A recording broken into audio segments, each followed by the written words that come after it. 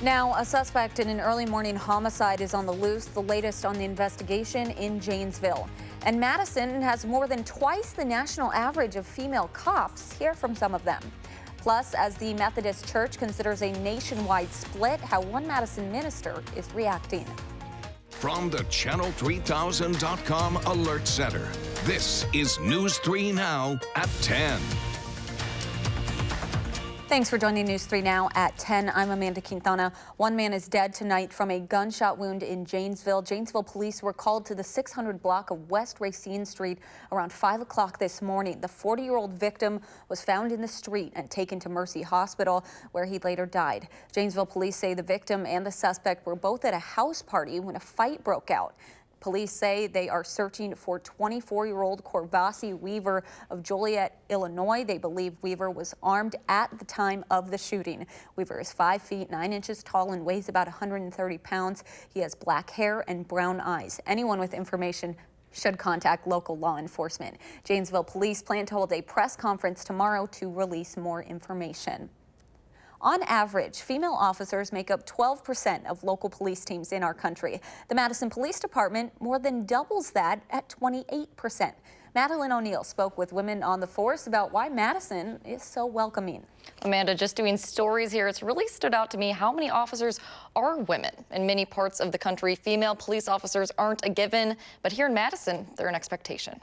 I just love what I do. Officer Andrea Coots understands many little girls don't grow up dreaming of becoming a police officer. They just don't feel they're capable. Maybe they weren't given the encouragement in their home or in their life growing up. But for those who do want to join the force, these officers say it's more than possible, especially with the Madison Police Department. I just think it's a no-brainer that if women choose to be in this profession. Canine Officer Karen Corcoran is retiring after nearly 30 years with the department. And then they did a story on us. Even back in the 90s. And that's me. I was a little baby back then. This Glamour article points out 27% of the force was made of women.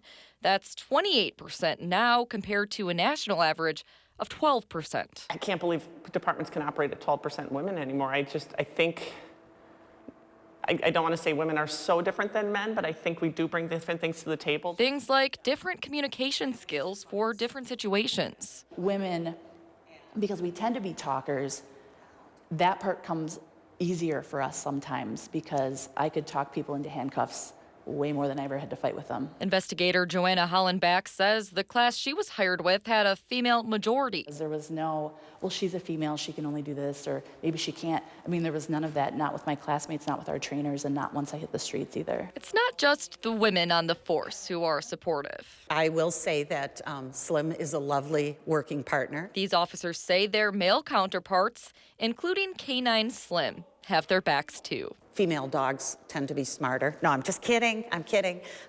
Nope, he's great. I don't ever want something given to me because I'm a woman. And also, I think a testament to where we're at today with our department is the men that I work with don't remind me that I'm a woman. I give those women a lot of credit. Coots says with the established legacy of strong woman police officers, she never second-guessed making her dream a reality. It did make it so much easier and more welcoming to come in, and I hope we're continuing the trend for new women. Canine Slim, you saw in the story, may be a boy, but he's actually named after the childhood nickname of a woman named Lori Rapay, who was a founding member of Capital Canine in the early 2000s, so he's clearly a supportive woman as well. Amanda. Thank you so much, Maddie. If you're interested in becoming a Wisconsin State Trooper, the deadline to apply is next Sunday. The State Patrol's 66th recruit class is looking to add 50 people. In the past, you needed 60 college credits or an associate's degree to apply, but a new rule says you now have 5 years to complete those requirements. There's more information available on the Department of Transportation's website. Let's turn it over to Dana Fulton now with your first alert forecast. It's looking like we'll stay pretty mild for a while. We're going to see this weather continue on for the next few days, that's for sure. Doesn't really feel like January out. Today we did officially hit 40 degrees, but when you factor the wind It didn't feel quite like 40 at times. We still have wind speeds at about 18 miles per hour at Mineral Point, 14 in Janesville. That's sustained wind speeds. So temperatures overnight are going to drop to the mid-20s, but for tomorrow morning, it'll feel a little closer to 20 degrees early on. The mild weather will stick around for the afternoon. This is still above average for January. The sunshine coming back for your Monday as well. And we're looking at our next opportunity for a little bit of rain before the end of the week. But we'll take a closer look at that timing in just a few minutes. Amanda? Thank you, Dana. Officials have identified the man who died after yesterday's rollover crash on the Beltline. The Dane County Medical Examiner's Office says 27-year-old Alex Abing died from injuries sustained in the crash. Following the crash, Madison firefighters extricated him from the rolled vehicle, and he was taken to a local hospital where he was pronounced dead. Police say 2 other people sustained non-life-threatening injuries in that crash. Today, as loved ones in Milwaukee laid to rest a woman killed in a hit and run, they found comfort knowing police have named a suspect. Having a person of interest is kind of giving us all a little bit of closure, but finding him is going to give us a lot more closure. James Hansen was hit by a car in Bayview on Christmas Eve. She and one of her dogs was killed. Police believe 44-year-old Manuel Salazar Gutierrez was behind the wheel. Hansen was a beloved bartender, and bars are offering rewards to find her killer. A warrant is out for the arrest of Salazar Gutierrez. 2 people in northern Wisconsin are dead after their snowmobile plunged into a lake. The Oneida County Sheriff's Office received a call to head to Lake Nokomis around 3 o'clock this morning. Authorities found that 3 snowmobiles and 3 riders had gone into the water. One rider was able to get out and make the 911 call, but the other 2 riders were dead. 12 people, including several children, need a new place to stay after a fire destroyed a Genoa City apartment building this morning. Officials say 1 firefighter was hurt. A man who lived in the unit where the fire started was also injured, but is expected to recover. Much of the damage from the 5-alarm fire is to one side of the building. Neighbors say they had to bang down doors to make sure everyone got out. The Red Cross is assisting the families who live in that building. The McGuanago officer who saved 2 kids who fell through thin ice a day after Christmas is talking. Officer Chet Wilson was the first responder on the scene on December 26th. With the help of a neighbor, Wilson fashioned a lasso out of an extension cord and tried to pull the kids in, but that didn't work. After learning the fire department was on the way, Wilson jumped in. I stripped off my duty belt, my uniform shirt, and my body armor down to my undershirt, and made my way into the ice. Wilson grabbed the kids by the hand in the thin ice. As he made contact with them, the fire department arrived and helped drag them all to shore.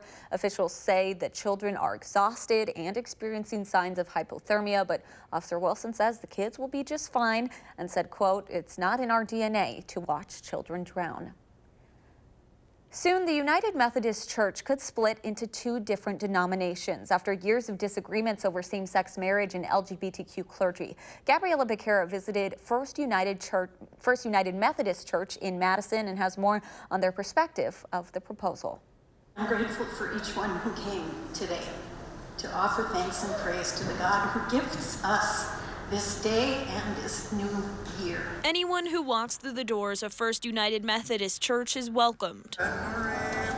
This new year could be a historic year for the United Methodist Church as its leaders propose to split in 2.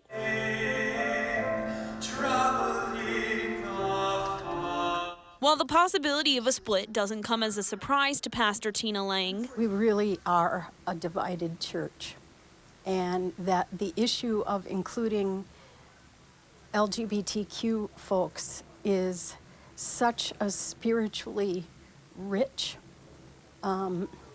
concept and so complex and so important that the division between perspectives just seems to get deeper and wider. she says there are mixed emotions on changing history. The thought of a split is disappointing, I think, for everyone who has been part of the Methodist movement over generations and generations. But it's also a change that Lang says needs to happen.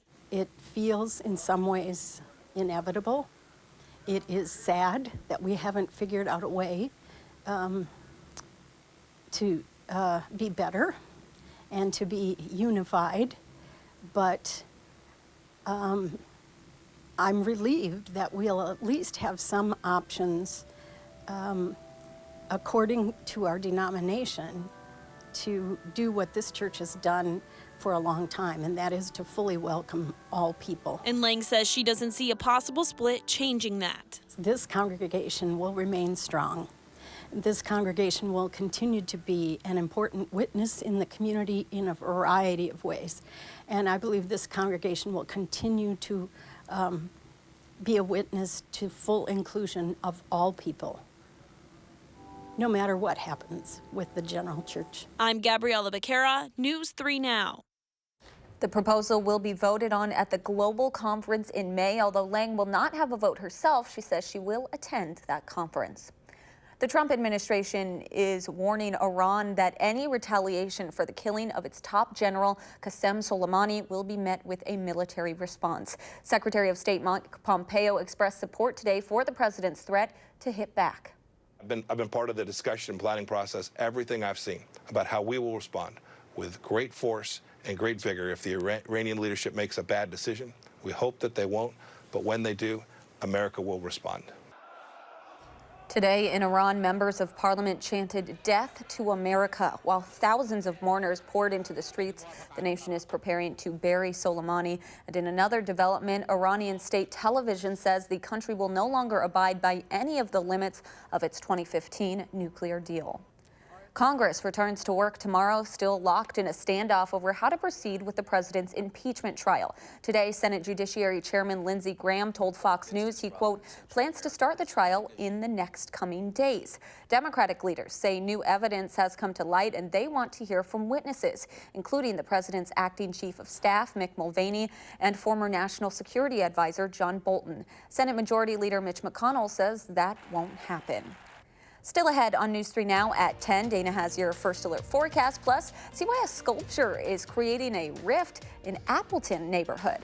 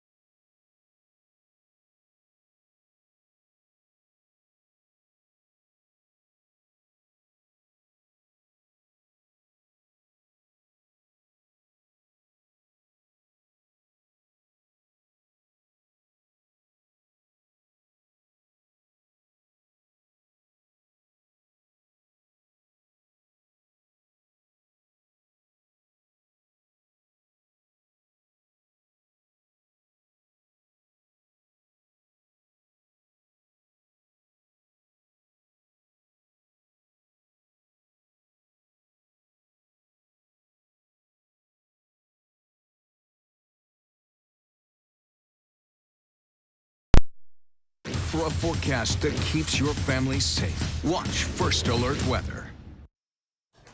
The pre-show banquet at tonight's Golden Globes Awards is making a political statement. Organizers say the entire meal was plant-based and no products from animals were served. But the executive chef says there wasn't any compromise on luxury. The menu included chilled golden beet soup and a main dish of faux scallops made from mushrooms served on a risotto. The Globe's president says the decision was made to raise awareness about food consumption and the climate crisis. A new sculpture in Appleton is turning heads in intrigue and disgust. Paul Bobrowitz's piece, titled The Collective, was placed off College Avenue in Appleton for Sculpture Valley's Acre of Art exhibition. The program rotates in new sculptures around the city every 2 years, but people living nearby say they should have gotten some notice before the sculpture depicting a variety of masked faces was placed there. I think most of the surrounding area here supports art, and we like conversation, but we just think this is inappropriate for the place, and we should be consulted as taxpayers. The program's executive director says the sculpture's placement was approved by the city during a months-long process, but due to the recent feedback, Appleton's Municipal Services Committee will meet later this month to discuss potentially moving it and to make changes to the approval process in the future. Let's get a look at your First Alert weather with Dana Fulton. It's been pretty nice out. Really doesn't feel like January that much. We've really been in a great spot for the last few days. Now, today, again, a little surprising that we did hit 40 degrees with that cloud coverage hanging around. It really felt a little colder outside. We didn't get the sun coming on through, but the good news, that wind diminishing overnight is starting to back off a little bit, and our wind gusts certainly not as strong right now. Above normal temperatures expected throughout the rest of the week. Even with our few cold days for the middle of the week, they're still going to be above average with this mild trend staying around it. Our next opportunity for rain, it does look like on Thursday we're seeing showers coming on through, but temperatures will stay above average, so it is going to be just a rain event. Doppler radar's quiet, those clouds clearing on out, so overnight we're expecting a mostly clear sky. Temperatures will drop a little more. We'll be in the mid-20s for early Monday morning and Monday afternoon. A partly sunny sky expected. High temperatures will yet again get close to 40 degrees, expecting close to 40 around the Beloit, Janesville area, Madison. Right at 39. It's close enough. Clouds build back in for Monday night. Heading into Tuesday morning, we will have some light flurries just after midnight. This is 3 o'clock in the morning, so not a lot of folks will be seeing these flurries. But by 6 o'clock driving into work, we'll still have the clouds, likely not going to have much of the flurry action hanging around. Most of that will be north of Madison for Tuesday morning, and then Tuesday afternoon and evening, skies will stay partly clear. We'll be in for a really mild start again over the next few days. As we look out and starting to get to the middle of January, from the 13th to the 19th, that's our 8 to 14-day outlook. It does seem likely Madison's right here in the middle of expecting to see temperatures starting to be a little closer to average. That means we'll get just a little colder for the middle of January. We'll have some colder air likely out to the west, a little warmer air to the east, and we're stuck right in the middle with temperatures again staying a little closer to average, which is good. We've been in a little warmer spot for the last few days. Tonight we'll drop to about 25 in Madison, becoming mostly clear. We're starting to see that clearing sky. It's a little breezy outside still. Wind speeds anywhere from 10 to 20 miles per hour over the next few hours, but they are backing down.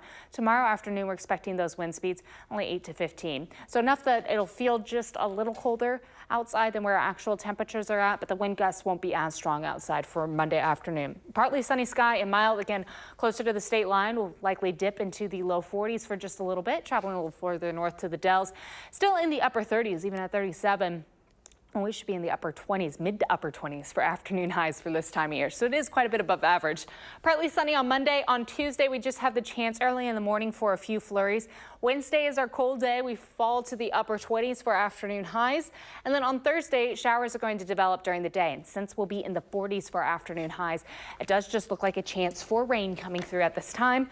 May mix with a little bit of snow at night, but not enough to bring us any accumulation. And then heading into the weekend, we have sunshine Friday and Saturday, and another system developing for the start of next week. Right now, it doesn't seem likely that we'll see a lot of snow out of that one, though. A little mix of some rain and snow coming through. So not a lot of winter. Yeah. Just a little bit cool outside, but not too cold. So it's been nice not to have those bitter single digits. I don't want to say I'm not enjoying it. It's nice to not have to put on all the layers, but it is kind of weird. Yes, and of course, for those who like the snow, just kind of waiting to see when it'll come. Yes. Thank you, Dana. The Packers know the who, where, and when of their playoff game next week. Kevin Lewis has your Sunday sports next.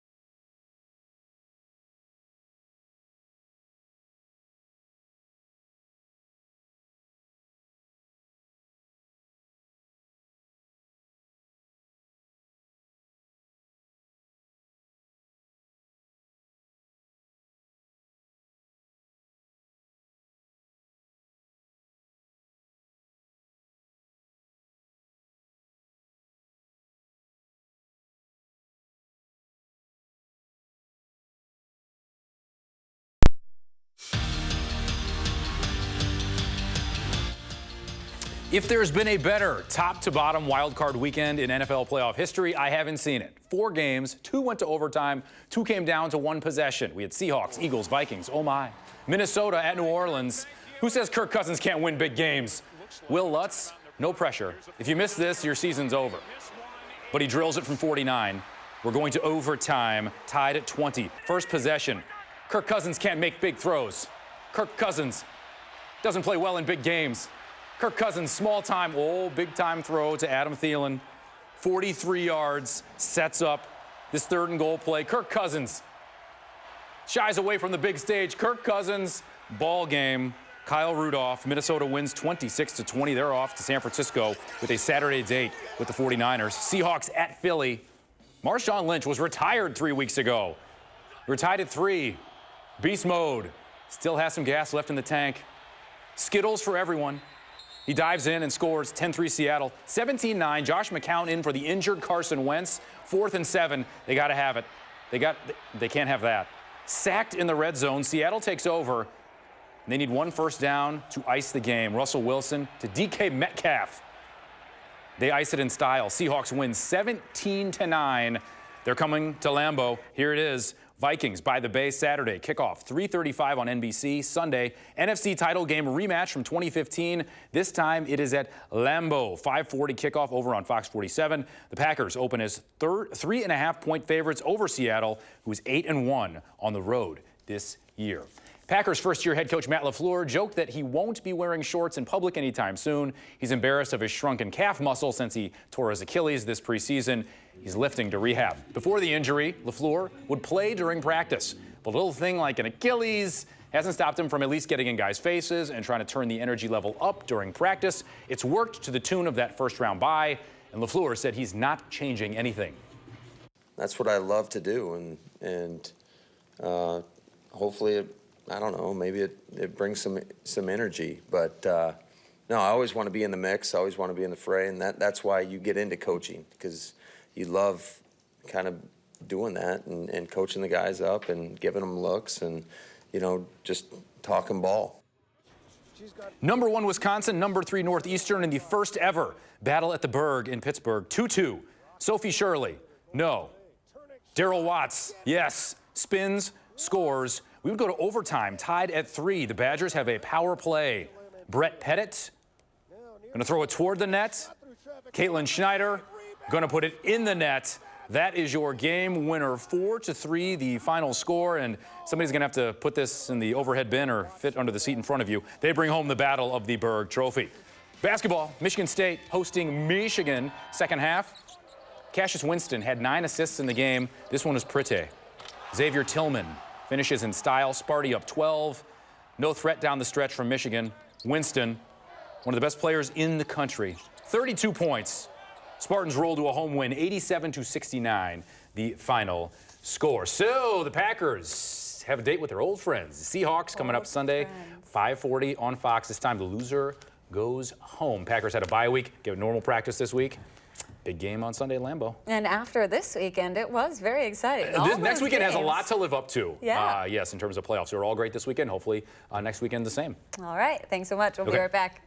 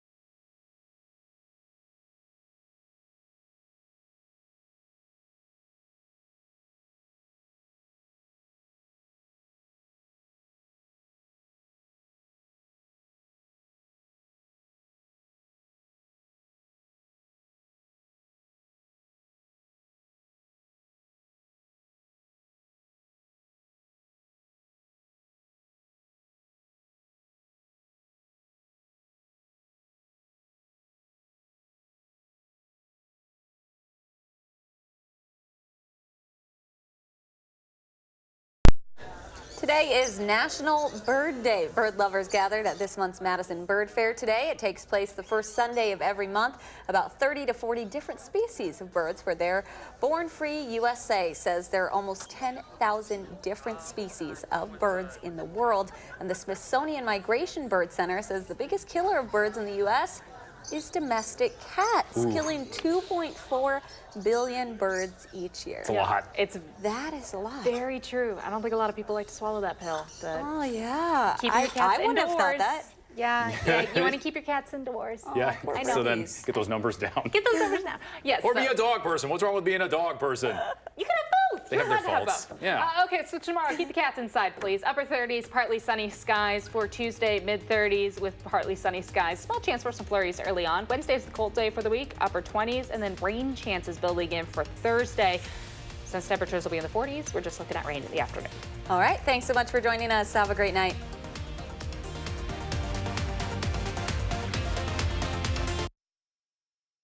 Now.